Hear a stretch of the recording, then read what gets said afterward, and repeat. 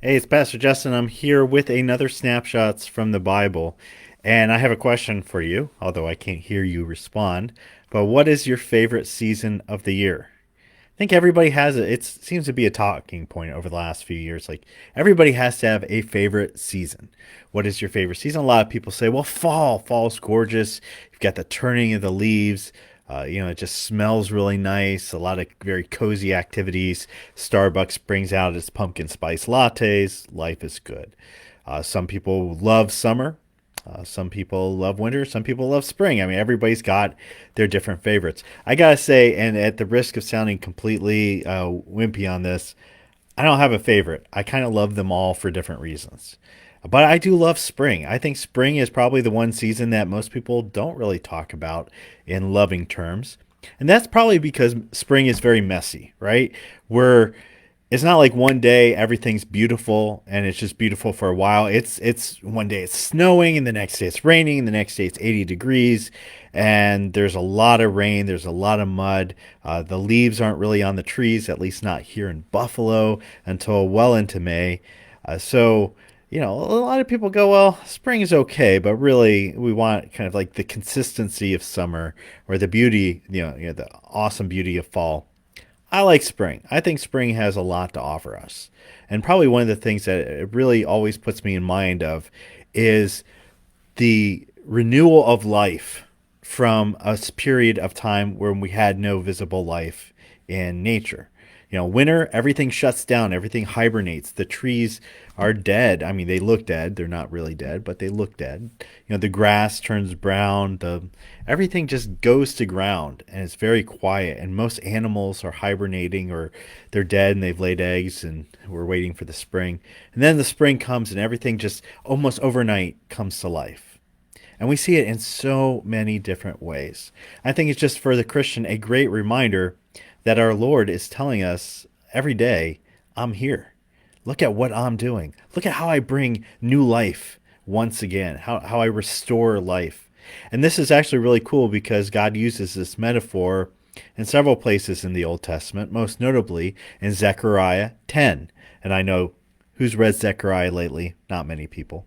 But if you had, during this book that's talking about the fall of Judah, the fall of Israel, the sin that they've been part of, and now the restoration.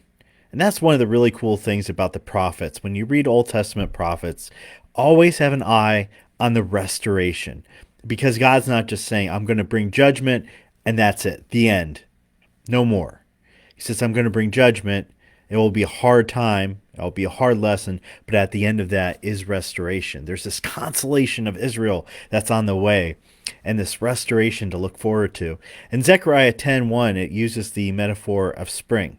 And it says, ask rain from the Lord in the season of the spring rain, from the Lord who makes the storm clouds, and he will give them showers of rain to everyone the vegetation in the field. Verse 2 says, for the household gods utter nonsense, and the diviners see lies. They tell false dreams and give empty consolation. Therefore the people wander like sheep. They are afflicted for lack of shepherd. And so he's really Zechariah is saying, well, a lot of these people are putting their hopes in false things. They're putting their hopes in false gods and things that don't really provide for them. He says, you know what you should do? I'm sorry, not really talking well today. What you should do is to go outside and pray to God. And God hears you and God provides for you. And if you don't believe that, look every single spring when he provides you the rains. And the rains come down. In fact, right now, as I'm recording this, it's a very rainy Thursday morning. And some people don't like that. I love rainy days. And I love rainy days because the earth needs it. Everything needs to grow. Everything needs to soak in that water so that life can come out.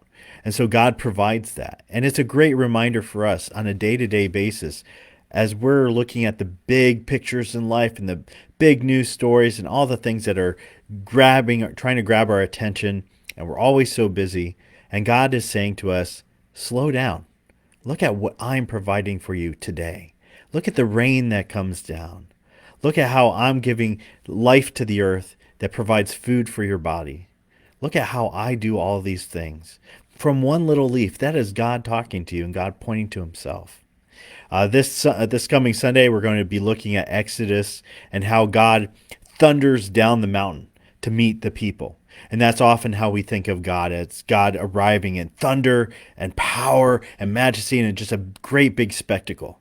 But God also appears in the rain. And so next time it rains, next time you're out there looking at nature and just look at a flower in the field, look at the grass on a lawn, look at spring springing up all around you. God wants to tell you He's there too. He's providing these things for you. Put your hope in Him, put your prayers in Him, because everything else is futile. All right. Have a great spring. And remember, just because you can't get pumpkin spice latte from Starbucks in the spring doesn't mean you can't make it at home. It's still pretty good if you do. All right. God bless. Take care.